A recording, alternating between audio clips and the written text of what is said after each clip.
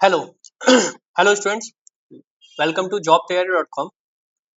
आज हम लोग एंशिएंट हिस्ट्री का जो काढ़वा हमारा चल रहा है, जो सफर हम लोगों ने शुरू किया है अभी 2 दिन पहले, उसको कंटिन्यू करते हैं।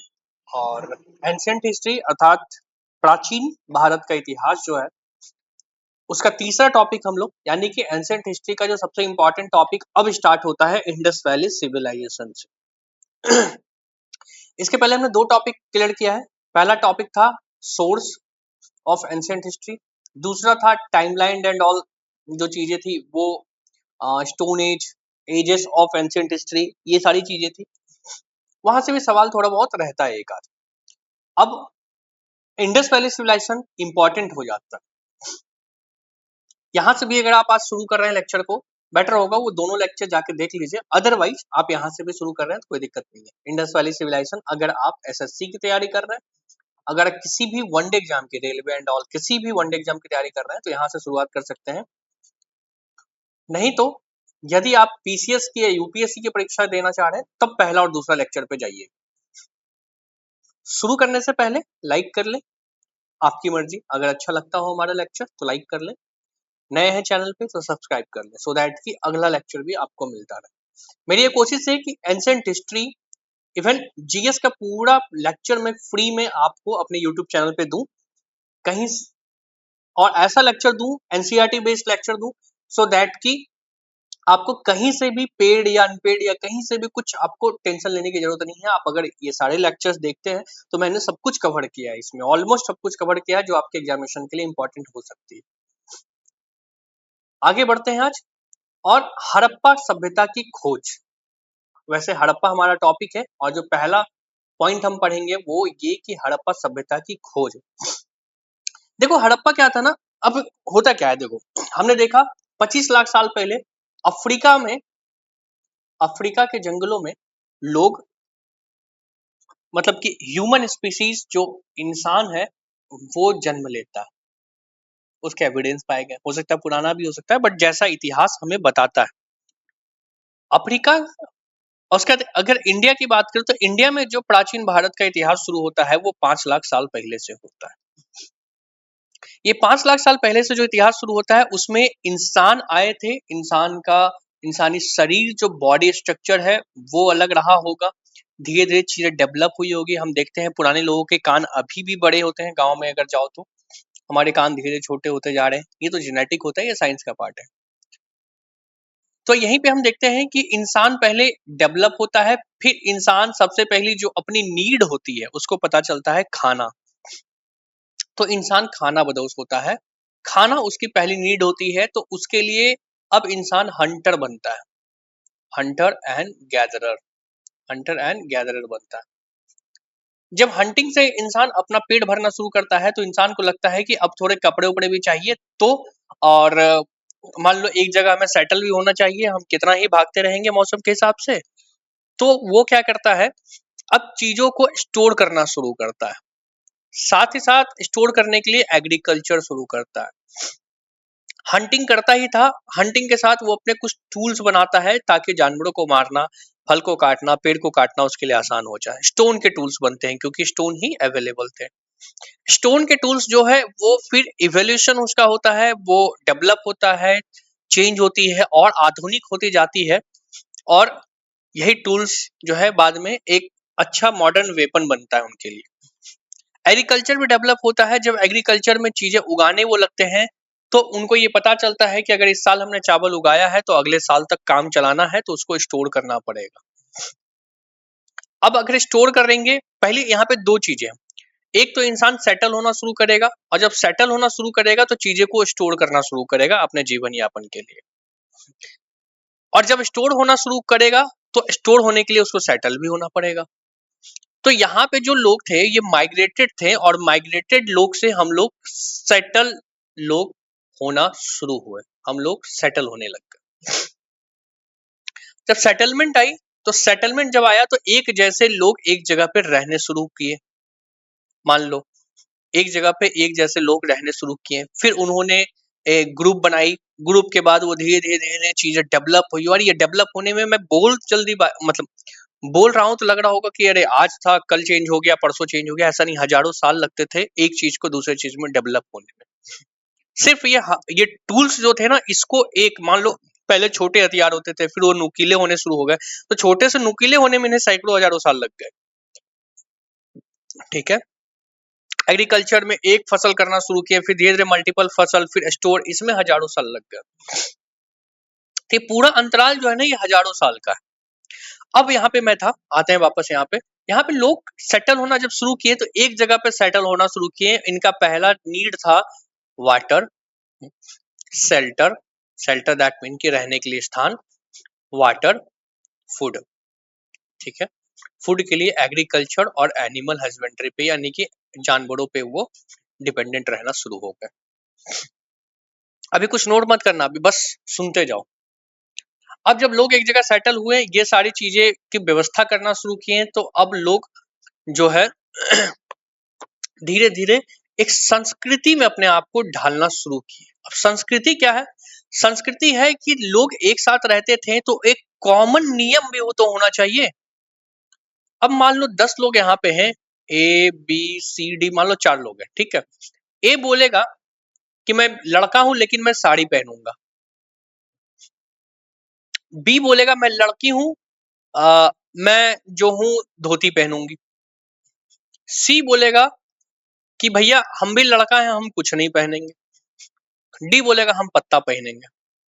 ठीक है, तो ये जो इंटरेस्ट की मिसमैनेजमेंट थी, मिस इंटरेस्ट इसको कह सकते हो, या अलग अलग इंटरेस्ट के जो लोग थे ना, वो एक इंटरेस्ट में बंधे और एक कॉमन इंटरेस्ट बन के निकले। कि लोग एक कॉमन इंटरेस्ट पे जब निकलेंगे, लोग सभ्य होना शुरू करेंगे, एक कॉमन संस्कृति होना शुरू होगा कि हम अगर पूजा कर रहे हैं तो हाथ जोड़ के करेंगे, हम शंकर भगवान का पूजा करेंगे, हम पार्वती माता का पूजा करेंगे, हम दुर्गा देवी का पूजा करेंगे, हम देवी पूजा भी करेंगे, हम मेल डाइटीज को भी देखेंगे, हम गाय को नहीं काटेंगे, हम गाय का पूजा करेंगे।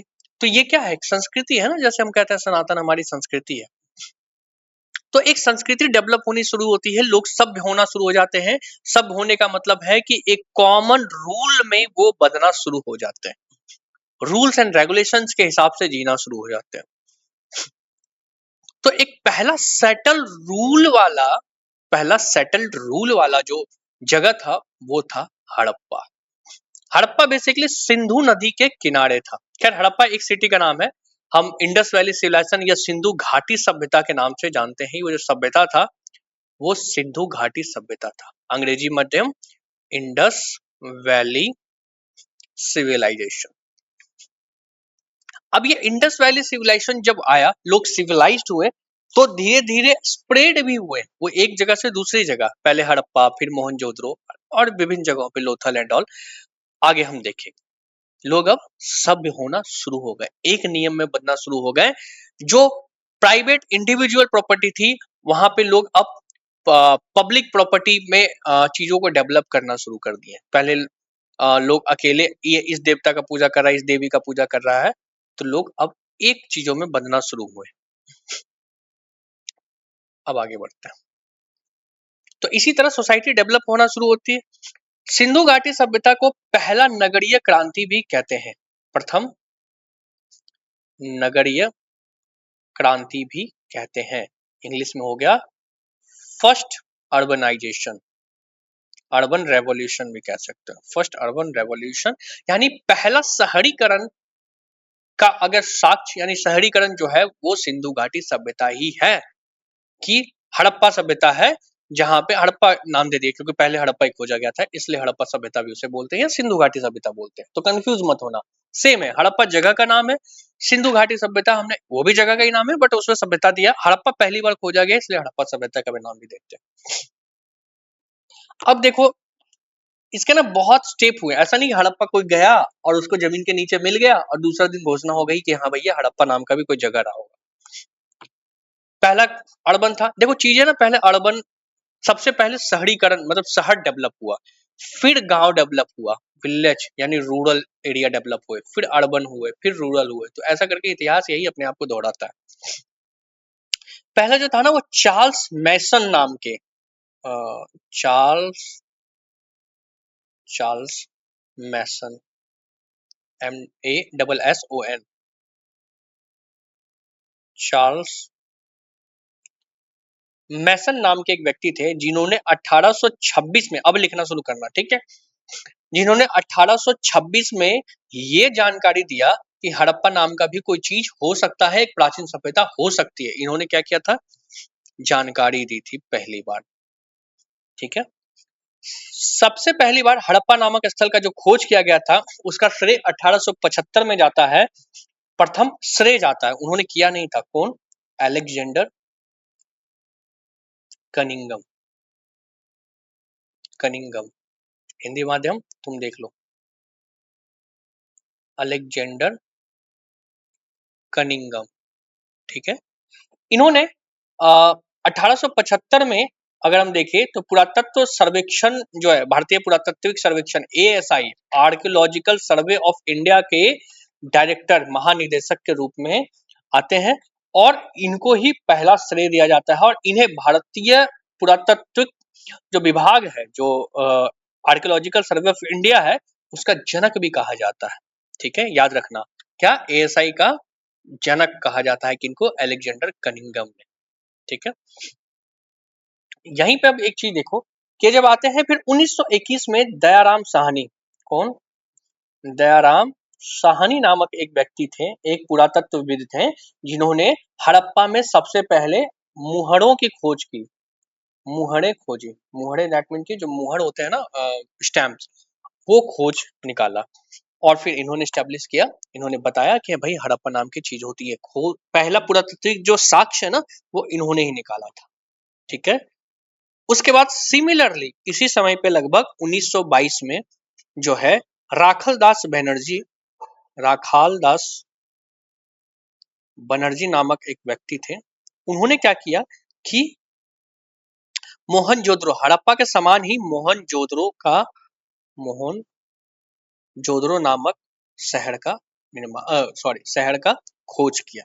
यहाँ पे उनको भी मोहर ही मिला, पहले मोहर मिला।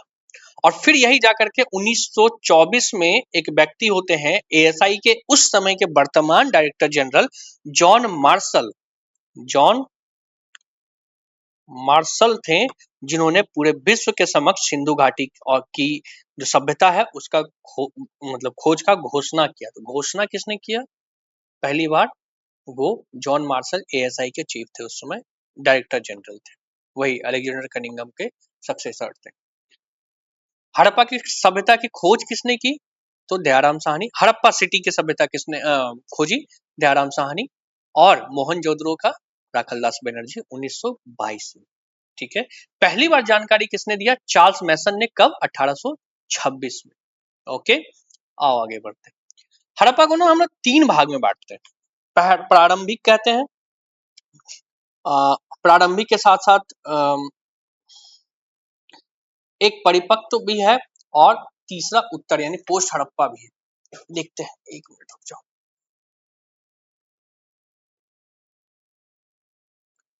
देखो वैसे कार्बन डेटिंग के हिसाब से ना हड़प्पा का जो कार्बन डेटिंग C14 उसको कहते हैं कोड, कार्बन डेटिंग के हिसाब से, कार्बन डेटिंग के माध्यम से ही हम पुरातात्विक चीजों का डेट का पता लगा पाते हैं, ठीक है। रिकॉर्डिंग चल रहा है,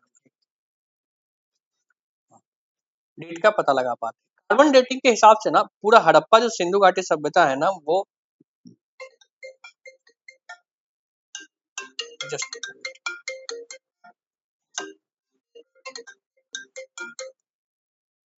तो यहाँ पे हम बताते हैं कि कार्बन डेटिंग के हिसाब से जो सिंधु घाटी सभ्यता के चरण है, सॉरी, कार्बन डेटिंग के हिसाब से जो सिंधु घाटी के साक्ष्य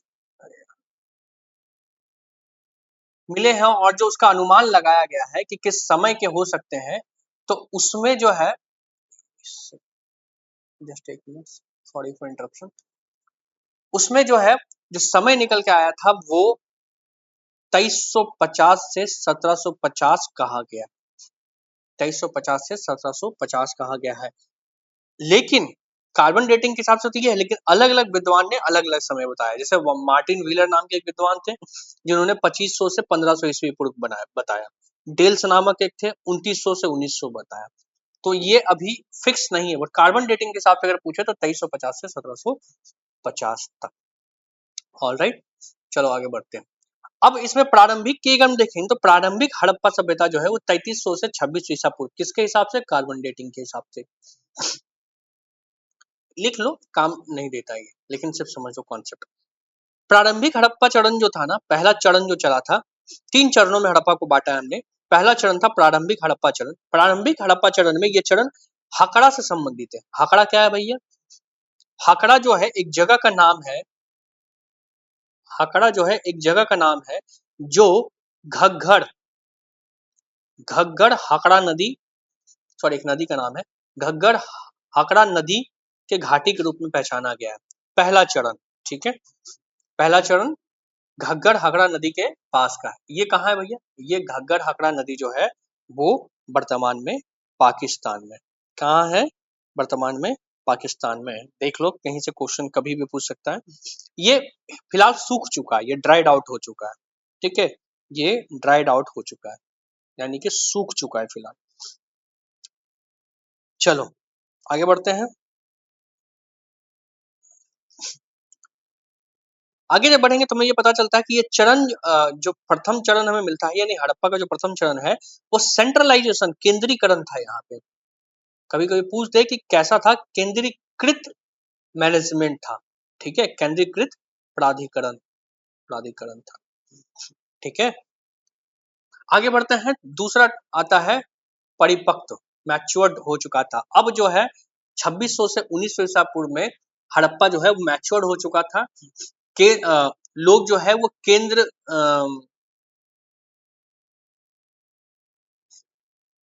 जैसे कह सकते हो कि अब डिसेंट्रलाइजेशन भी थोड़ा सा शुरू होने लग गया। पहले हड़प्पा पूरा सेंट्रलाइज था, अब चीजें थोड़ा थोड़ा सेंट्रलाइज, यानी पावर जो है अब डिवीजन होना शुरू हो चुका था, मैच्योर्ड पे था, एक्सपेंशन और डेवलपमेंट बहुत ज्यादा था। तीसरा और हड़प्पा का तीसरा सबसे लास्ट चरण हम ये जानेंगे। तीसरा चरण उत्तर हड़प्पा चरण था जो 1900 से 1300 ईसा पूर्व था, ठीक है। मैं बस कॉन्सेप्ट के लिए बता रहा हूँ, क्वेश्चन नहीं पूछता यहाँ से, सो टेंशन मत लेना अगर नहीं भी हवा लग रहा है तो, ठीक है। ये जो है यहाँ से 1900 से 1300 से पता चलता है, लगभग 1800 ईस्वी से ही पता चलता है कि हड़प्पा का डिक्लाइन यानी कि पतन शुरू हो चुका था, ठीक है।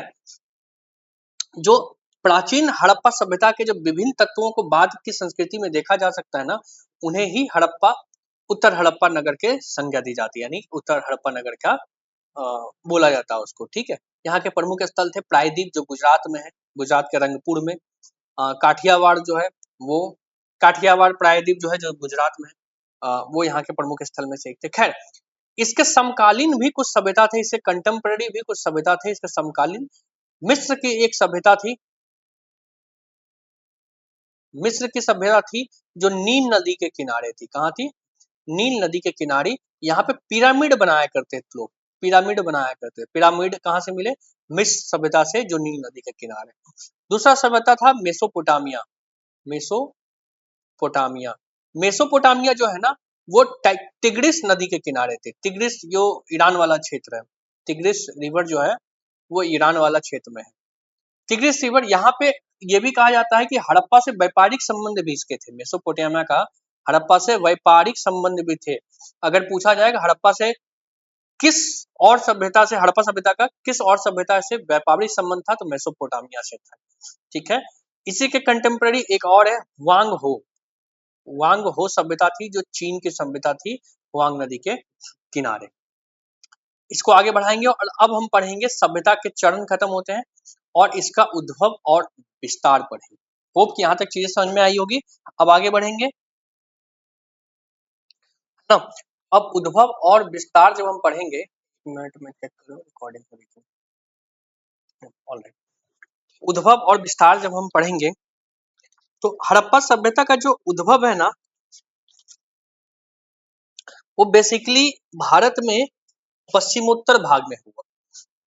पश्चिमोत्तर भाग कौन सा हुआ? नॉर्थ वेस्ट, सॉरी, हाँ नॉर्थ वेस्ट, नॉर्थ वेस्ट वाला जो भाग था, यानी कि पाकिस्तान, अफगानिस्तान, काजाकिस्तान वाला जो पार्ट, काजाकिस्तान तो बहुत दूर हो गया, तो सिंधु घाट, सिंधु नदी के किनारे ही भारत का जो ये वाला पार्ट था ना, इतना गंदा तो नहीं है मेरा ड्राइंग,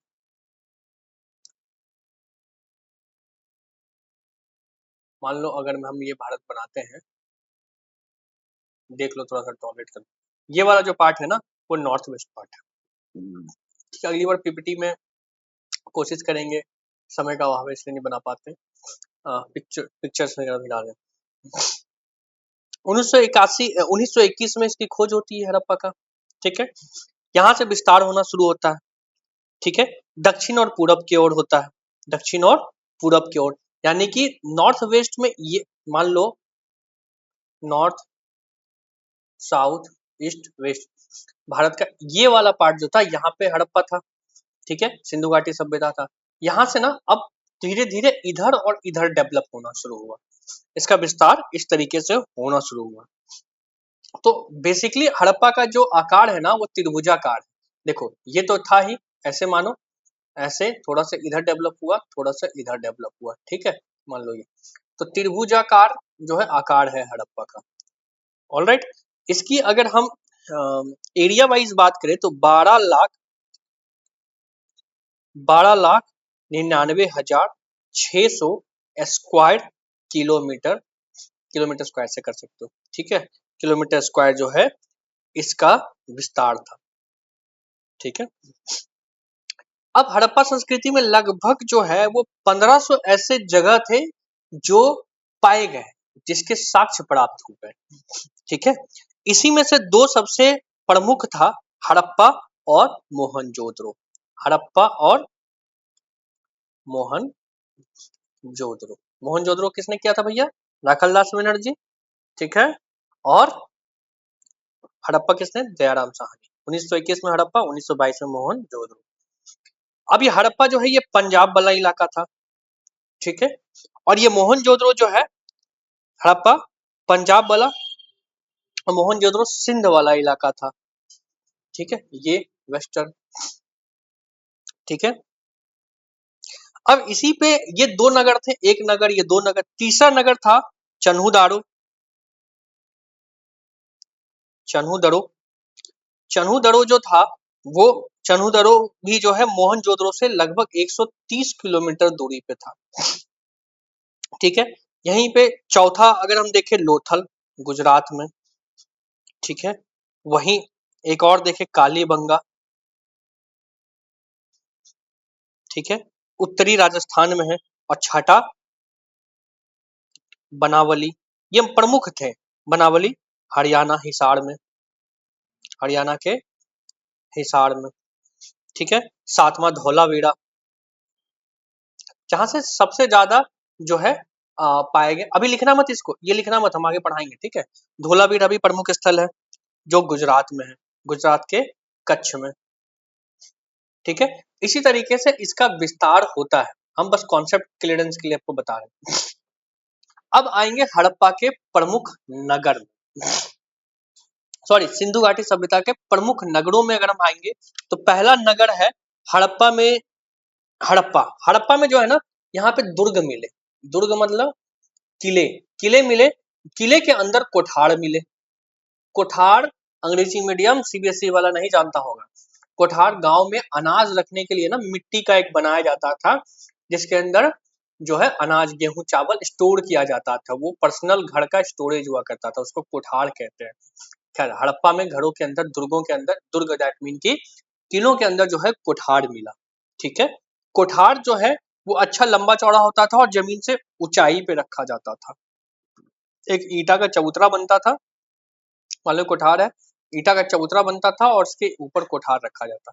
कोठार बेसिकली हम देखे हैं बचपन में अपने गांव में, घर में देखे हैं। कोठार होता है क्या, ऊपर जो है एक बड़ा होल होता है, ये मिट्टी का पूरा बना होता है, जिसके अंदर रखा जाता है आपका अनाज। और नीचे जो है ना यहाँ पे एक छेद होता है। ठीक है, टेम्पररी यहाँ पे एक छेद होता है जिसको मुन दिया जाता है, मतलब बंद किया जाता है किसी बोरे से या ऐसा कुछ लकड़ी उकड़ी से बंद किया जाता है। और जब जरूरत होता है अनाज का तो नीचे से ये लकड़ी हटाते हैं और इससे अनाज गिरता है, जितना जरूरत का है वो रखा, बाकी फिर लकड़ी में बंद कर दिया, इसमें स्टोर रहता है। ठीक है, तो अब देखो कहाँ से क्या क्या मिला इसकी भी बात हम करेंगे। हड़प्पा बेसिकली जो भौगोलिक उपस्थिति है ना हड़प्पा का, वो रावी नदी के किनारे,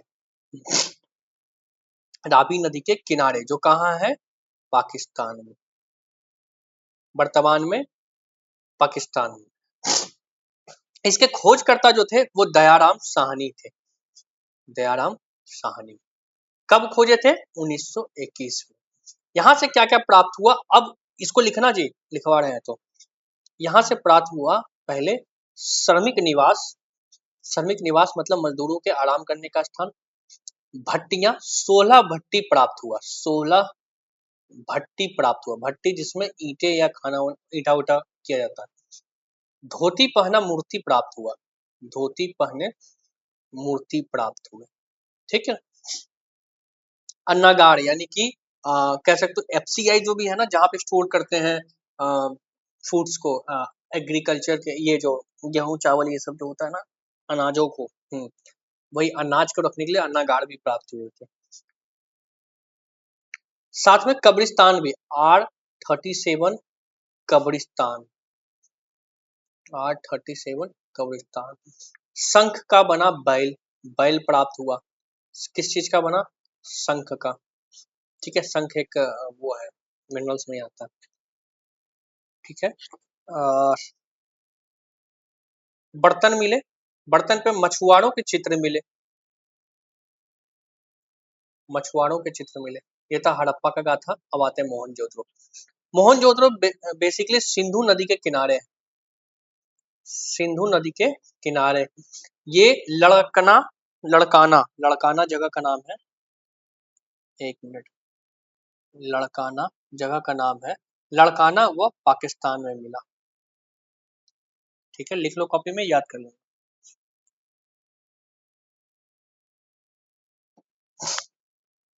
आगे बढ़ते हैं, और आगे बढ़ते हुए इसका खोज किसने किया था? अभी थोड़ी देर पहले ही हमने बताया था, राखल दास बनर्जी ने। लिख लो, राखल दास बनर्जी ने 1922 में इसका खोज किया था। यहाँ पे मिला था मृतकों का टीला, मृतकों का टीला। वैसे मोहनजोदड़ो को बोला ही जाता है मृतकों का टीला, मृतकों का टीला। स्नानागार, विशाल स्नानागार मिला था मोहनजोदड़ो में, है ना। पब्लिक बाथ फैसिलिटी था एक ये, और ये स्नानागार जो था ना वो धार्मिक था, धार्मिक स्नानागार और पब्लिक था। दैट मीन कि लोग यहाँ पे किसी कहते हैं ना, आज गंगा नहाने जो जाते हैं, तो वैसे वैसे किसी ओकेजन पे आते होंगे, जैसे अभी पूर्णिमा वगैरह में जाते हैं ना, वैसे। इसमें कांसे का, कांसा जो धातु है उसका कांसे की नग्न नर्तकी मिली, नग्न नर्तकी मिली। कुम्हार का 6 भट्ठा मिला, कुम्हार का 6 भट्ठा, दैट मीन की बर्तने पकाने के लिए कुम्हार भट्ठे रखते थे। सूती कपड़ा, शतरंज की गोटियां, हाँ ये इंपॉर्टेंट लिख लो, शतरंज की गोटियां मिली, ठीक है। आगे बढ़ो, दाढ़ी वाला साधु मिला, एक देखते हो गए ना पिक्चर कभी। हाथी का कपाल खंड मिला, पशुपति के अंकन के मुहर मिले, पशुपति भगवान का मुहर मिला, ठीक है, पशुपति छपा हुआ उसके ऊपर। इसके आगे बढ़ते हैं, मोहनजोदड़ो की कहानी यहीं खत्म होती है। आगे बढ़ेंगे धौलावीरा। धौलावीरा बेसिकली कच्छ में, कच्छ में है। कच्छ कहाँ? गुजरात में।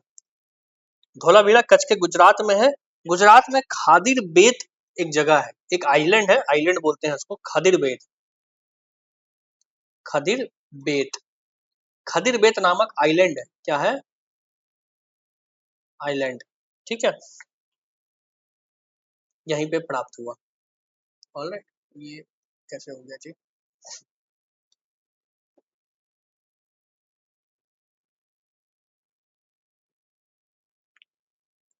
ठीक। और धौलावीरा के बारे में अगर जाने तो यहाँ पे जो नगर था वो 3 भाग में बांटा गया, ठीक है। 3 भाग में नगर बांटा हुआ था। ऊंची ऊंची दीवार उसके बनाए गए थे, प्रवेश द्वार बनाए हुए थे, ठीक है। आ, आगे देखते हैं और इसको क्या क्या और कहाँ कहाँ। खैर, धौलावीरा का जो खोज किया था ना वो बीबी लाल ने किया था, बीबी लाल ने किया था 1959 में। एक और इनके साथ थे, वो थे R.S. बिष्ट, ठीक है, R.S. बिष्ट, दोनों ने किया था। और इन्होंने जो R.S. बिष्ट की जो इनको श्रेय जाता है वो 1990-91 के लगभग जाता है, ठीक है। 3 भाग में एकमात्र एक ऐसा शहर था जो 3 भागों में बटा हुआ था। 3 भाग में बटा हुआ शहर, सीटाडेल, आगे पढ़ेंगे इसके बारे में, ठीक है। 3 भाग में बटा हुआ शहर ये मिला। दूसरा जो धोलावीरा से मिलता है वो धोलावीरा से जो मिलता है वो है नागरिक उपयोग के सबसे बड़ा अभिलेख, ठीक है। अभिलेख मिला, पब्लिक अभिलेख मिले, नागरिक उपयोग की चीजें इस पे लिखे हुए थे, ठीक है। धोलावीरा से खेल का मैदान मिलता है, खेल का मैदान मिलता है। पत्थर का बना नेवले की मूर्ति मिलती है, पत्थर का बना नेवले की मूर्ति मिलती है। साथ में धोलावीरा में ड्रेनेज सिस्टम भी बहुत अच्छा मिला, ठीक है। वाटर स्टोरेज सिस्टम मिला, वाटर स्टोरेज दैट मीन की जलाशय, जलाशय मिला, ठीक है। आगे बढ़ते हैं, आगे जब बढ़ेंगे तो ये देखेंगे लोथल। लोथल जो है वो भोगवा नदी के किनारे है, लोथल जो है वो भोगवा नदी के किनारे है। भोगवा बेसिकली क्या है ना, साबरमती नदी का सहायक नदी है, साबरमती नदी का सहायक नदी है भोगवा नदी, और इसी के किनारे लोथल बचा हुआ है। बेसिकली जो लोथल है वो अहमदाबाद गुजरात में है। लोथल का जो खोज करते हैं वो जेपी जोशी करते हैं, जेपी जोशी करते हैं, और जेपी जोशी सॉरी रंगनाथ राव करते हैं, पार्डन मी। लोथल का खोज रंगनाथ राव करते हैं, और कब करते हैं, 1957, 1957। यहाँ पे जो लोथल में है सोने के मनके मिले, सोने के, सोना धातु का मनका मिला, मनके मिले, ठीक है। मनका कारखाना भी मिला, मोतियों का कारखाना मिला, मनका कारखाना मिलता है, ठीक है। बंदरगाह मिलते हैं, बंदरगाह मिलते हैं। देखना बंदरगाह को कहीं कहीं ना गोदीवाड़ा भी कहते हैं, ऐसा ना पूछे गोदीवाड़ा कहाँ मिला तो कंफ्यूज होकर कुछ और मान के चलाना, लोथल में ही गोदीवाड़ा मिला, गोदीवाड़ा को बंदरगाह कहते हैं, ठीक है। धान की खेती मिलती है, की खेती मिलती है, ठीक है। आगे बढ़ते हैं, कालीबंगन को जानते हैं। कालीबंगन की अगर हम बात करें तो कालीबंगन काले रंग की चूड़ी, इसका अर्थ होता है काले रंग की चूड़ी, काले रंग की चूड़ी। बेसिकली यहाँ पे काले रंग की चूड़ी, आगे देखते हैं, काले रंग की चूड़ी इसका नाम है। कालीबंगन जो है घग्गर नदी के किनारे है, घग्गर नदी के किनारे है। घग्गर नदी कहाँ से बहती है, तो राजस्थान से, ठीक है। कालीबंगन घग्गर नदी के किनारे है। इसका जो खोज करते हैं वो अमलानंद करते हैं, अमलानंद खोज करते हैं 1953 और 60 में, ठीक है।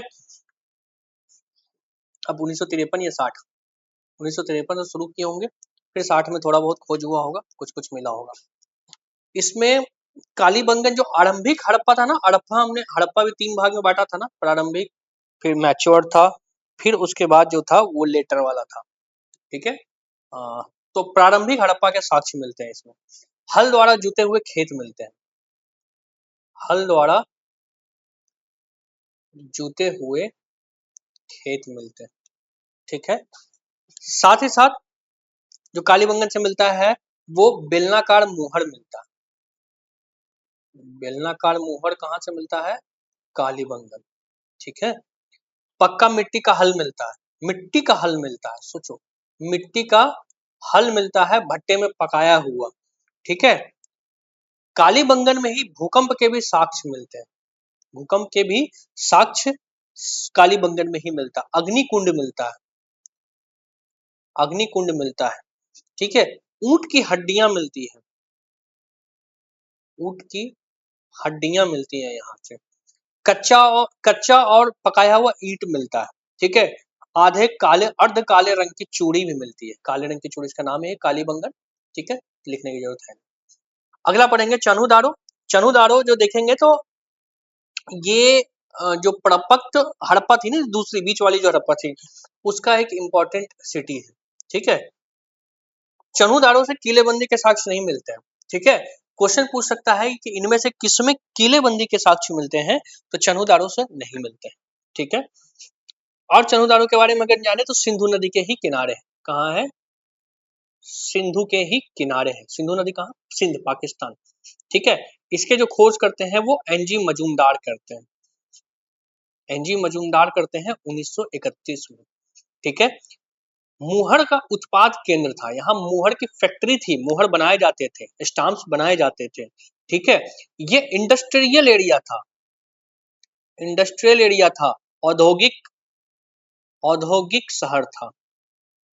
ठीक है, पूछ दे कि हड़प्पा सभ्यता या सिंधु घाटी सभ्यता में औद्योगिक शहर कौन था, तो भैया कौन थे? यही चन्हू-दारो। ठीक है, चन्हू-दारो थे जहाँ पे औद्योगिक करण ज्यादा था। ठीक है, मिट्टी का बना बैलगाड़ी का प्रतिरूप मिलता है, कांसे का खिलौना घड़ी मिलता है, दवात मिलता है। ठीक है, इंक जिसको बोलते हैं, दवात मिलता है। और ये हाँ, एक सबसे इम्पोर्टेंट कभी कभी पूछता है, सबसे फेवरेट चीज हमारे गर्ल्स कैंडिडेट का, लिपस्टिक का साक्ष्य मिलता है। ठीक है, सोचो, और मतलब कितना डेवलप था उस समय कि उस समय मेकअप का सामान मिल जाता था। चन्हू-दारो से लिपस्टिक का साक्ष्य मिलता है। दीदी लोग, आपका जो सबसे फेवरेट वस्तु है उसका साक्ष्य कहाँ से मिलता है? चन्हू-दारो से। ठीक है, चन्हू-दारो से लिपस्टिक का साक्ष्य मिलता है। मनके मिलते हैं, मनके का कारखाना मिलता है, क्योंकि इंडस्ट्रियल एरिया। मनके तो आपको लोथल से भी मिलते हैं, कारखाना मिलता है यहाँ पे चन्हू-दारो। अगला है बनावली। सर दर्द मत करना, ये इंपॉर्टेंट ही बताएंगे, सब नहीं बताएंगे, है तो बहुत सारा। बता देना 1500 साइट थे, लगभग 1500 जगह थे जहां से कुछ ना कुछ साक्ष्य प्राप्त हुए। इंपॉर्टेंट कुछ थे, जिसमें से सबसे ज्यादा इंपॉर्टेंट सवाल आते हैं वो हम आपको बता रहे हैं। बनावली जो है ना, एक यहाँ से जौ मिलता है। खैर बनावली को देखते हैं। और बनावली बेसिकली सरस्वती नदी के किनारे, सरस्वती नदी जो अब सूख चुका और खत्म हो गया है, जो हिसार हरियाणा में। ठीक है, हिसार हरियाणा में बनावली मिलता है, बनावली नाम का एक जगह मिलता है। ठीक है, नाम बाद में दिया गया होगा। ठीक है, पहले खोजा गया फिर उसका नाम दे दिया गया। इसको खोजने वाले आर.एस. बिष्ट थे। ठीक है, आर.एस. बिष्ट ही है जो धोलावीरा का भी खोज करते हैं, आर.एस. बिष्ट ही, ध्यान रखना। और आर.एस. बिष्ट ही पुरातत्वविद थे जिन्होंने बनावली का भी खोज किया था। कब किया था? 1973 में, 1973 में। ठीक है, हाँ। बनावली से जो है यहाँ पे स्वर्ण पट मिलता है, स्वर्ण पट्टा मिलता है, स्वर्ण पट कह सकते हो एक तरीके से, स्वर्ण पट मिलता है। ठीक है, मिट्टी का मनका तथा हल का प्रतिरूप मिलता है, हल मिलता है, हल से जुती हुई खेत मिलती है। कहाँ? अभी कहाँ बताए थे? कालीबंगन में। और मिट्टी का हल मिलता है, मिट्टी का हल भी मिलता है। और यहाँ पे मिट्टी का मनका मिलता है, और हल के रूप हल यहाँ से प्राप्त होते हैं। सब प्रथम हल कहाँ से? बनावली से। ठीक है, हल यहाँ से, और हल से जुते खेत वहां मिलते हैं। वास्तविकता में हल के कुछ टूटे हुए टुकड़े मिलते हैं, उससे अंदाजा लगाया जाता है। और कह सकते हो मिट्टी का बना चक्का मिलता है, चक्के मिलते हैं मिट्टी के बने हुए। ठीक है, सोना लगा हुआ पड़खने की कसौटी मिलती है। खैर ये सब चक्का, मिट्टी का चक्का हो गया, बनावली से ज्यादा कुछ नहीं मिलता। रोपड़ पे आते हैं, रोपड़ पे आओगे तो तांबे का कुल्हाड़ी मिलता है यहाँ से, सबसे इंपॉर्टेंट। खैर रोपड़ के बारे में पहले जान दो। रोपड़ सतलज नदी के किनारे, सतलुज नदी के किनारे है। कहाँ? पंजाब में। आईटी रोपड़ है ना वहाँ पे। सॉरी, थोड़ा मौसम का दर्द है, बदलते मौसम बदलते लोग बहुत तकलीफ देते हैं। ठीक है, तो रोपड़ बेसिकली, रोपड़ की जो खोज किया था ना वो यज्ञदत्त शर्मा ने किया था, यज्ञदत्त शर्मा ने किया था। और रोपड़ नाम से अभी शहर भी है पंजाब में। ये बेसिकली 1953-54 के लगभग खोजा गया था। ओके, अब यहीं से जो है तांबे की कुल्हाड़ी भी मिलती है, तांबे की कुल्हाड़ी मिलती है। ठीक है, सिर्फ तांबे की कुल्हाड़ी नहीं, शंख की चूड़ियां भी मिलती है। आज देखते हो ना गाँव वगैरह में, घर में शंख की चूड़ियां कहा जाता है, सुहाग की चूड़ी कहा जाती है उसका, शंख की चूड़ियां मिलती थी। ठीक है, मिट्टी के बर्तन मिले थे, मिट्टी के बर्तन, मृत भांड भी कहते हैं, बर्तन मिले थे। कुछ आभूषण भी मिले थे यहाँ से, जब क्या कहते हैं, जेवर जो मिलते हैं। जेवर से याद आया, फिर से एक बार रिवाइज करते हैं। लिपस्टिक कहाँ मिला था? लिपस्टिक का साक्ष्य कहाँ मिला था सबसे पहले? अभी हम बताए थे तुरंत, लिपस्टिक चन्हुदारो से मिला था। चन्हुदारो इंडस्ट्रियल एरिया था, जहाँ इंडस्ट्री होगा। चन्हुदारो इंडस्ट्रियल एरिया था? नहीं, इंडस्ट्रियल एरिया था चन्हुदारो। हाँ, चन्हुदारो इंडस्ट्रियल एरिया था। इंडस्ट्री होगा, लोग स्टैंडर्ड हो जाएंगे, स्टैंडर्ड होंगे, लिपस्टिक पोतना शुरू कर देंगे। तो चन्हुदारो में लिपस्टिक का साक्ष्य मिला था, और आभूषण के साक्ष्य रोपड़ में मिले थे। ठीक है, रोपड़ के बारे में और अगर हम जानकारी जानते हैं तो कुत्ते के मालिक के साथ दफनाने का साक्ष्य था। ठीक है, एक तो सती प्रथा सुना है तुमने, है ना, कि पति के मरने के बाद पति के ही चिता में जो है पत्नी भी जल जाती थी। यहाँ कुत्ता प्रथा मिल रहा है, कहाँ? रोपड़ में। रोपड़ में क्या करते थे, जो मान लो मालिक मर गया, ठीक है, तो उसी के साथ उसके कुत्ते को भी दफना देते थे। ठीक है,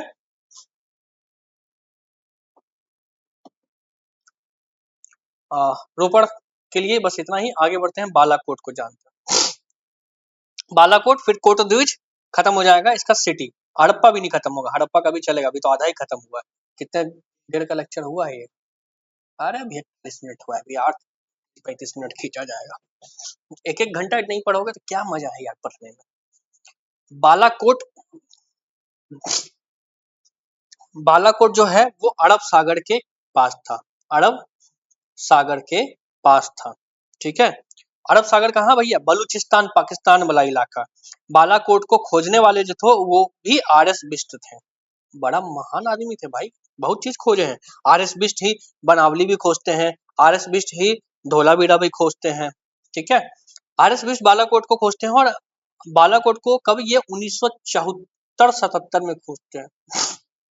इन्होंने बस हड़प्पा की खोज, मतलब खोजने में ही, सॉरी, सिंधु घाटी सभ्यता के साइट्स खोजने में ही लगता है पूरा जीवन बिता दिया इन्होंने। खैर, बहुत अच्छा था। और आगे हम बढ़ेंगे तो पता चलेगा, यहाँ से पूर्व हड़प्पा के अवशेष मिलते हैं, यानी कि जो नई हड़प्पा थी ना, पहले वाली, सबसे पहला चरण जो था, उसके अवशेष मिलते हैं। भवन निर्माण के लिए कच्ची ईंटों का प्रयोग मिलता है। भवन निर्माण के लिए कच्ची ईंट का प्रयोग मिलता है। कच्ची ईंट का प्रयोग मिलता है। ठीक है, अभी पता है हम क्या खा के बैठे हैं रिकॉर्ड करने? डकार मस्तारा, मोटकी रोटी। सीबीएसई वाला मोटकी रोटी के बारे में नहीं जानता होगा, सिर्फ मोटकी के बारे में जानता होगा। ठीक है, मोटकी रोटी आटे का, जो पिज्जा का नीचे वाला ब्रेड होता है ना तुम लोग का, मैदा वाला, वही हम लोग आटे का बनाते हैं। ठीक है, हम बिहार के लोग और पूर्वांचल के और ग्रामीण क्षेत्र के जो लोग हैं, हम जैसे स्टेट बोर्ड वाले, सीबीएसई वाला नहीं, स्टेट बोर्ड वाला आटा का मोटकी रोटी बनाता है। नमक लहसुन मिर्च को पका के उसका चटनी बनाता है, फिर मोटकी रोटी और चटनी खाता है। इसीलिए तो इतने मेहनती है ना। तुम लोग जो सीबीएसई वाला है देखोगे, थोड़ा सा काम करेगा, कहेगा बाप रे बाप थक गए। हम लोग ग्रामीण वाला देखो तो अभी गांव का हड्डी है, दिन भर खट के आए हैं ऑफिस में, फिर बैठ करके देखो रतिया में रिकॉर्ड कर रहे हैं तुम्हारे लिए लेक्चर।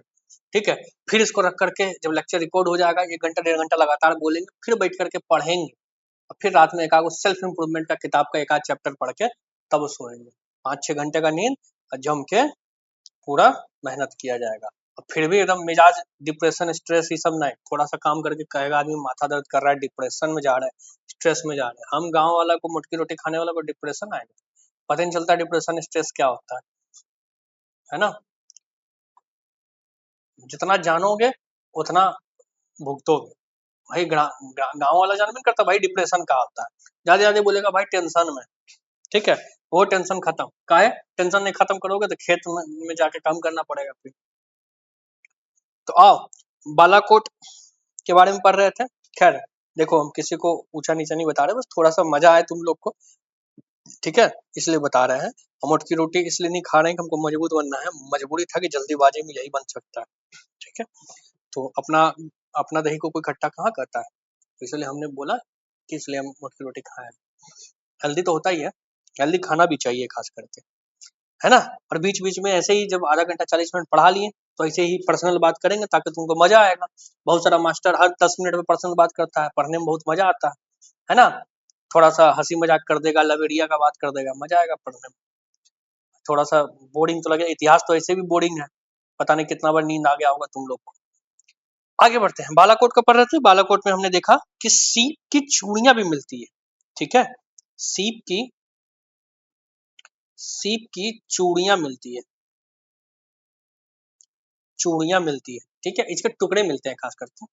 बालाकोट के बाद है कोट द्वीज। कोट द्वीज को अगर हम देखें तो कोट द्वीज जो है पत्थर के नींव पे आधारित मकान मिले थे यहाँ पे। खैर कोट द्वीज पहले ये देख लो कि कहाँ मिला है, सिंधु नदी के किनारे, सिंधु के किनारे। सिंधु कहाँ है भैया, अभी बताया था, सिंधु पाकिस्तान में, ठीक है। इसको खोजे थे फजल, ये नया नाम है देख लेना, फजल अहमद,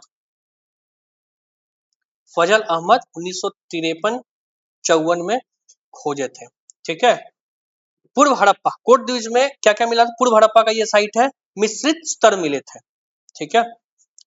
पत्थर का नींव वाला घर मिला था, क्या मिला था, इंपॉर्टेंट, पत्थर के नींव वाला घर मिला था, ठीक है। गहनों का जखीरा मिला था, पोटली मिला था, गहनों का जखीरा मिला था, ठीक है। चाक पर निर्मित मृद भांड मिला था, चाक जानते हो क्या होता है, सीबीएसई वाला, चाक पर निर्मित मृद भांड,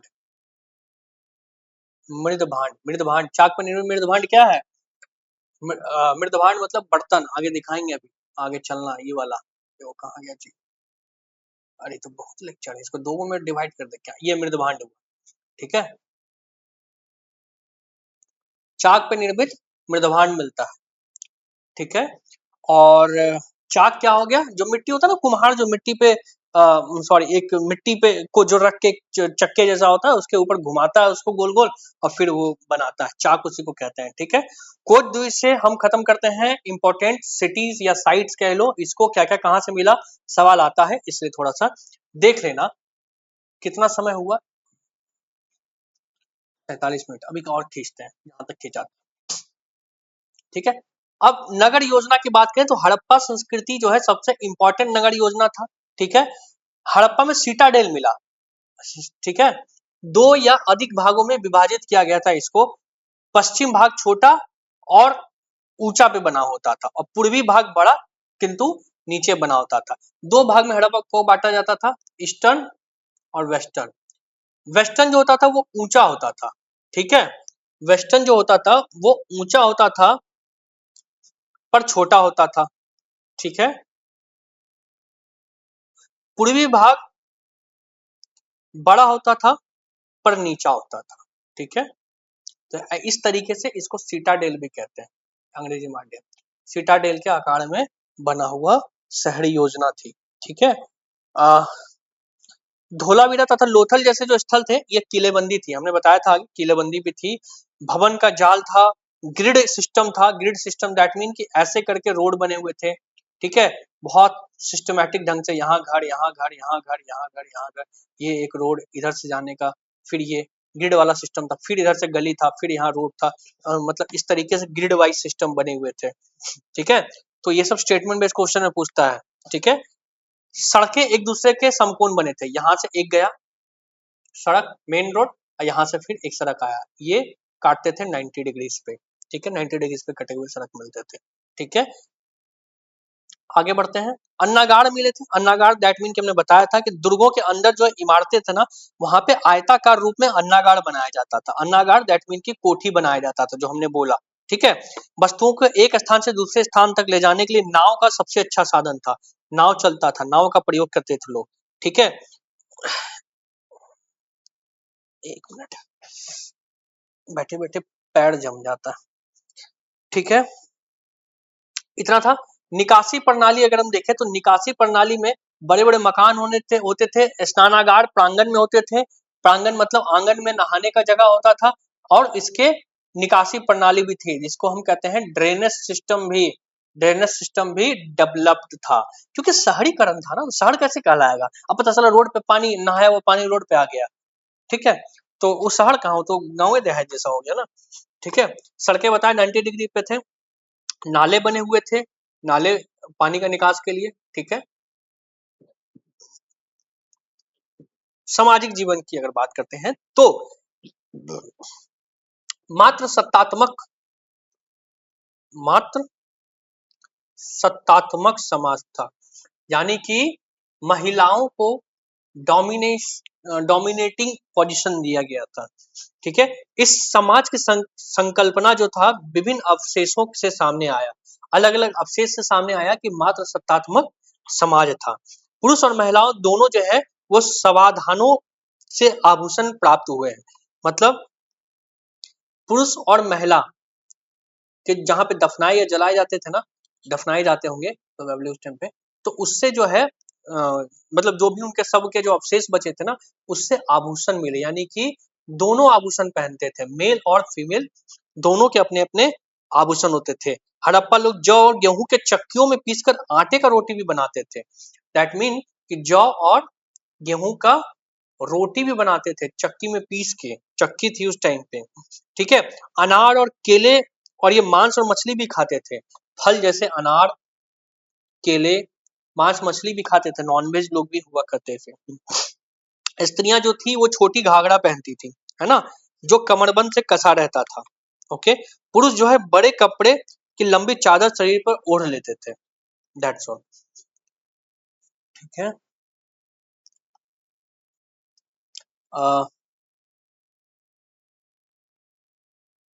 और देखते हैं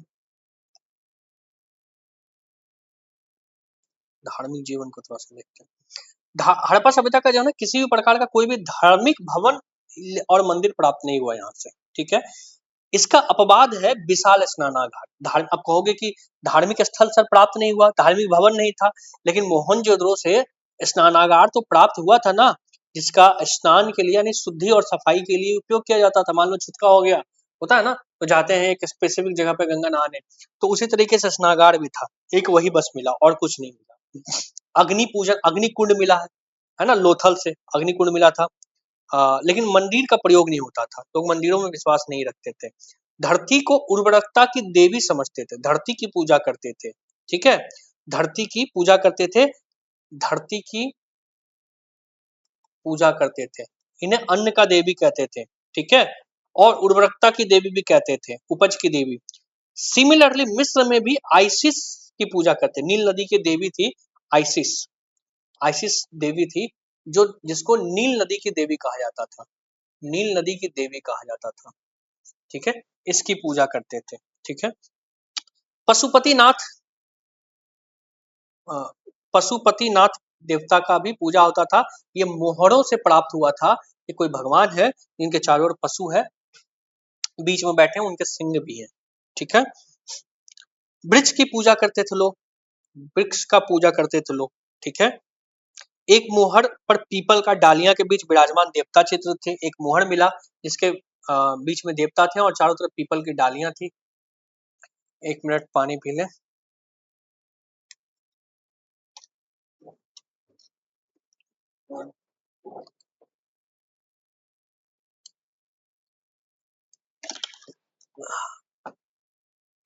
हाँ, अब हड़प्पा के लोग भूत प्रेत में भी विश्वास रखते थे, भूत प्रेत में विश्वास रखते थे, लेकिन हनुमान चालीसा नहीं था उस टाइम पे, तो क्या पढ़ते थे भाई, ताबीज पहना करते थे, जंतर जो कहते हैं ना देहात में, वो मतलब यहाँ पे कुछ भी चीज को ठेस पहुंचाना नहीं है, क्योंकि हनुमान चालीसा मेरा फेवरेट है। बट मैं बस बता रहा हूँ कि अभी क्या होता है, डर लगा तो भूत प्रेत निकट नहीं आवे, महावीर जब नाम सुनावे बोल देते हैं ना, लेकिन उस टाइम पे ऐसा था कि भूत प्रेत से भी लोग डरते थे। ठीक है, बोलने में भी डर लगता है, अभी बहुत ट्रेंडिंग है सब चीज देश में। आ, बस यही सब था। ठीक है, कुछ कब्र में मृदभांड और आभूषण भी मिलते थे, जिससे ये मिलता था कि लोगों को ये पता था कि मृत्यु के बाद भी जीवन है, तो उसमें आदमी के साथ बकरी बर्तन सब दफना देते थे। ठीक है, अभी हम बोले थे ना कि एक ऐसा जगह था जहां पे मालिक के साथ उनके कुत्ते को भी दफना दिया जाता था। कौन सा जगह था, जल्दी बताओ, जल्दी बताओ, मालिक के साथ कुत्ते को दफना दिया जाता था, वो कौन सा जगह था, कमेंट में बताना, अभी जस्ट बताया, नहीं तो बैठ जा करके पढ़ो। अगर नहीं बता पा रहे हो तो मतलब नोट्स नहीं बना रहे हो तुम साथ में। ठीक है, कमेंट्स में बताओ। आगे बढ़ते हैं। धार्मिक जीवन तो हम समझ लिए थोड़ा बहुत। आ, थोड़ा सा एक चीज और मिलता था, तांबे का दर्पण मिलता था, तांबे के दर्पण मिलते थे। और ये तांबा का दर्पण जो है ना, जो इंसान मृत अवशेष जो मृतकों के प्राप्त हुए ना, उसके साथ दफनाए जाते थे। ठीक है। आर्थिक जीवन कृषि और पशुपालन को अगर हम देखें, तो कृषि तथा व्यापार जो है वो हड़प्पा में था। ठीक है। लोथल और रंगपुर में मिट्टी के बर्तन में चावल की भूसी से बने हुए बचे हुए कणों का अवशेष मिला था। ठीक है। जिसमें कि हमें ये मिलता है कि खेती होती थी लोथल और रंगपुर जैसे जगहों पे। ठीक है। मिट्टी से बना हुआ हल मिला। अभी पीछे हम बताइए कहाँ कहाँ से क्या मिला। ठीक है। अन्नागार मिले, कोठरे मिले बड़े बड़े, जहाँ पे स्टोर किया जाता था फूड, और फिर उसके बेचा जाता था उसको। सबसे पहले कपास को उगाने का श्रेय भी सिंधु घाटी सभ्यता के लोगों को दिया जाता है। सबसे पहले कपास को उगाने का श्रेय भी सिंधु घाटी सभ्यता को ही दिया जाता है। और यही कारण है कि यूनान के लोग जो है इसे सिंडन भी कहते थे। सिंधु घाटी सभ्यता को सिंडन भी कहते थे, हिंदी वाले सिंडन कहते थे। कौन? यूनानी लोग। यूनानी लोग कहते थे। क्यों? क्योंकि कपास की भी खेती यहाँ के साक्ष्य प्राप्त हुए। कपास भी सबसे पहले यही श्रेय जाता है हड़प्पा के लोगों को ही। ठीक है। हड़प्पा लोग गाय, भैंस, बैल, बकरी, भेड़, सुअर सब पालता था। ठीक है। और कुब्बड़ वाले जो सांड होते हैं ना, झुके हुए वाले होते हैं, पीठ पे जो निकला हुआ, वो सब बहुत प्रिय था। ठीक है। हड़प्पा सभ्यता के लोग कुत्ते और बिल्ली का दोनों का पहचान पालतू जानवर के रूप में करते हैं। हड़प्पा में दोनों पालते थे, कुत्ते और बिल्ली को भी। ठीक है। पेट्स लवर थे, अभी कहते हैं ना हम लोग पेट्स लवर, वही थे। बार्टर सिस्टम था। आर्थिक जीवन में अगर देखें तो बार्टर सिस्टम दैट मीन कि वस्तु का आदान प्रदान। वस्तु का आदान प्रदान, और इसी को वस्तु विनिमय प्रणाली कहते हैं। वस्तु विनिमय प्रणाली कहते हैं। वस्तु विनिमय प्रणाली लिख लो। ठीक है। सिंधु घाटी के आर्थिक वस्तुएं जो थे ना, जो जैसे कि मान लो कौन कौन से चीजें कहाँ कहाँ जाती थी, इसके साक्ष्य मिले। जैसे तांबा, तांबा के जो आयात होती थी वो खेतड़ी राजस्थान से। ठीक है। टीन अफगानिस्तान। ठीक है। चांदी ईरान। लिख लेना। आयत, जो आयतित वस्तुएं थे, आयात किया जाता था। शंख कौड़ियां और सौराष्ट्र।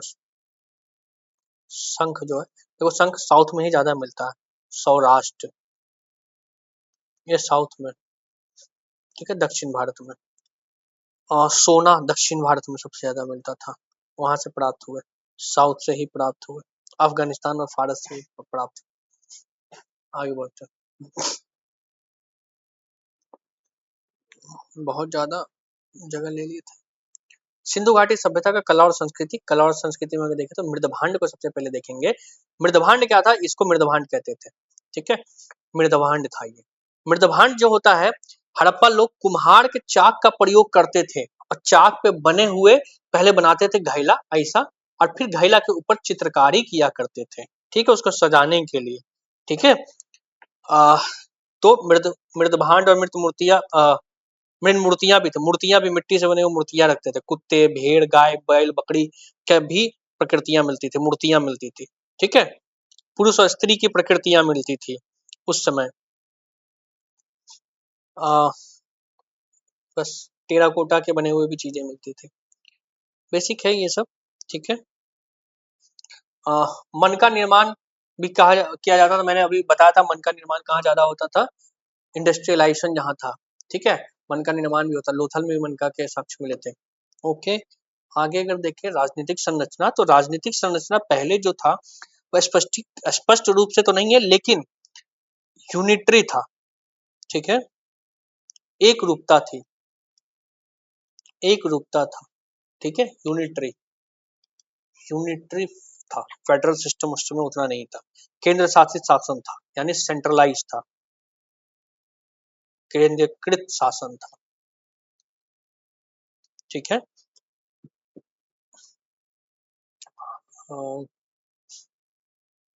बस यही सब था।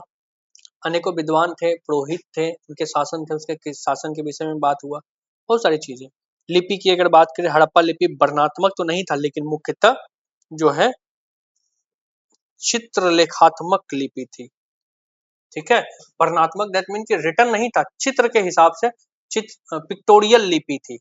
ठीक है, अब इसके पतन के बारे में अगर हम देखें, पतन के बारे में देखें तो 3900 वर्ष पहले लोग हड़प्पा नगरों को छोड़ दिया तथा लेखन, मुहर और बाटों का प्रयोग बंद हो गया। ठीक है, धीरे धीरे कुछ लोग कहते हैं कि, कुछ विद्वान कहते हैं कि नदी सूख गया, जंगल का विनाश हो गया, उसके वजह से भी पतन हो गया इनका। कुछ कहते हैं कि मौसम चेंज हो गया अचानक, उसके वजह से भी जो है इस मतलब अंत हो गया हड़प्पा का। ठीक है, कुछ कहते हैं कि नया बस्ती बसने लगा, पश्चिम उत्तर प्रदेश की नई बस्तियां में आबादी बढ़ने लगी थी, ये भी करते हैं। मार्टिन व्हीलर ने बताया कि सभ्यता का पतन के लिए ब्रह्म आक्रमण, आर्यों का आक्रमण भी उत्तरदायी मानता है। आर्यों का आक्रमण, आर्यंस का आक्रमण कौन कहते हैं? Martin wheeler, sorry, Mortimer wheeler. कभी कभी अगर क्वेश्चन पूछ दे कि आर्यों का आक्रमण को हड़प्पा का पतन का कारण किसने बताया? मार्टिन व्हीलर ने बताया। ठीक है, अलग लोगों का है। जॉन मार्शल ने कहा कि बाढ़ कारण हो सकता है, प्रशासनिक स्थिरता भी रही होगी, आपस में मारकाट हो गया होगा, भूगर्भिक परिवर्तन हो गया होगा, जो बायोलॉजी में पढ़े होगे आप लोग। ठीक है, भूगर्भिक परिवर्तन। ठीक है, अब ये भी जानते थोड़ा सा इसका देन क्या था। सिंधु सभ्यता के पतन के बावजूद भी इसकी जो सत्यता थी, कंटिन्यूटी थी, वो प्रभावित करती है। इस नगरीय सभ्यता ने अनेक महत्वपूर्ण क्षेत्रों में अपना योगदान दिया है, समझे। सिंधु सभ्यता यानी हड़प्पा सभ्यता ने जो है वो दशमलव पद्धति पर आधारित माप तोल की प्रणाली प्रदान करता है। अगर कोई पूछे कि दशमलव पद्धति पे जो है माप तोल की प्रणाली, वो सिंधु घाटी सभ्यता में ही प्राप्त होती है। नगर नियोजन, निकास प्रणाली सब कौन है आज? वैज्ञानिक दिन जो है ये हड़प्पा का ही तो है, जो आज ड्रेनेज सिस्टम हम लोग है, हड़प्पा से यही तो सीखने मिला था। ठीक है, चलिए यहां तक काफी है। हड़प्पा वासियों के लिए कृषि जीविका का एक महत्वपूर्ण स्रोत तो था। उन्होंने जो है ये हड़प्पा के जो लोग थे, उन्होंने दोहरी फसल प्रणाली भी अपनाई थी। दोहरी फसल प्रणाली भी अपनाई थी, स्टेटमेंट बेस में पूछ रहेगा। ठीक है, रोहरी चाट या चट एक बारीक दाने का पत्थर है जो पाकिस्तान में पाया गया था। ठीक है, रोहड़ी चाट जो है ये बारीक दाने का पत्थर है जो पाकिस्तान में पाया गया था। इस क्षेत्र में तलछट्टी चट्टाने भी पाई जाती थी। ठीक है, पाकिस्तान में रोहड़ी का ही उपयोग किया जाता था। हड़प्पा वासी इसका उपयोग जो है पत्थर के ब्लेड और औजार बनाने के लिए करते थे। ठीक है, राजस्थान क्षेत्र में तांबे का भंडारण भी कहा जाता है कि तांबे का भंडारण राजस्थान क्षेत्र में था। हड़प्पा वासी तांबा मुख्य रूप से यहीं स्थित खेतरी के मैदानों में प्राप्त करते थे। खेतरी का जो मैदान था, खेतरी का जो मैदान है, खेतरी खेतरी का जो मैदान है राजस्थान में, वहीं से तांबा ज्यादा प्राप्त किया जाता था, ऐसा माना जाता है। हड़प्पा सभ्यता यहीं पे खत्म होता है आज। कल वैदिक संस्कृति को पढ़ेंगे। वैदिक संस्कृति को शायद 2 लेक्चर में हम लोग लेके जाएंगे। ठीक है, तो धीरे धीरे पढ़ेंगे। वैदिक इंपॉर्टेंट है क्योंकि उसका। ठीक है, हड़प्पा से जितना इंपॉर्टेंट था मोस्टली सिटी और वहां पे जो अवशेष मिले किसने खोज किया, यही सब पूछा जाता है। थोड़ा बहुत स्टेटमेंट बेस पूछा जाएगा पीसीएस के एग्जाम में, जिसको मैंने क्लियर कर दिया। ठीक है, आशा करते हैं कि बोर हुए होंगे, नींद आई होगी। तो इसमें हम कुछ नहीं कर सकते, इतिहास से थोड़ा सा इंटरटेनिंग बना नहीं सकते इसको ज्यादा। और कोशिश करते हैं और क्या क्या इंप्रूवमेंट है बताओ हमें, कमेंट में कर देंगे, कोई दिक्कत नहीं। इंसान है, गलतियों से सीखते हैं। गलतियां बताओ, हम उससे सीखेंगे, उसको करेंगे, लेके जाएंगे ऊपर, कोई बात नहीं। ओके, हंसते रहो, पढ़ते रहो, मुस्कुराते रहो। Thank you. मेंटरशिप का बैच ज्वाइन करना है, हमारी वेबसाइट www.jobtayari.com पे जाओ। वहां पे पहले पेज पे एक आएगा गेट फ्री मेंटरशिप, क्लिक करो, एग्जाम सेलेक्ट करो और जा करके फॉर्म भर दो, आपको कॉन्टेक्ट आ जाएगा। ठीक है, धन्यवाद, मिलते हैं अगले लेक्चर में।